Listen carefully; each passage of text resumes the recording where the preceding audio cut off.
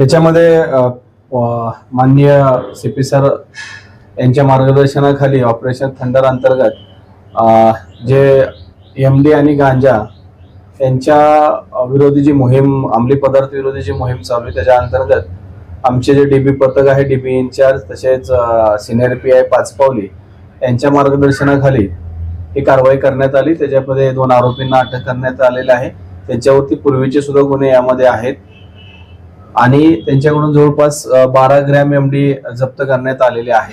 तसेच त्यांनी ती एमडी कोणाकडून घेतली होती त्याचे नावही आम्हाला निष्पन्न झाले आहे। त्या आरोपी सध्या फरार आहे आणि आमचा पुढील तपास आमच्या पीएसआय माझगावकर करत आहेत। त्याच्यामध्ये 2 आरोपी आहेत, आशिष रामटेके, त्याच्यावर पूर्वीचे 2 गुन्हे आहेत। त्यानंतर एक शेख आदिल शेख रशीद, ह्याच्यावर पूर्वीचे 4 गुन्हे आहेत। ते रेकॉर्डवरचे गुन्हेगार आहेत। यांच्यापूर्वी त्यांच्यावर कारवाई करण्यात आली आहे, प्रतिबंधात्मक कारवाई करण्यात आलेली आहे।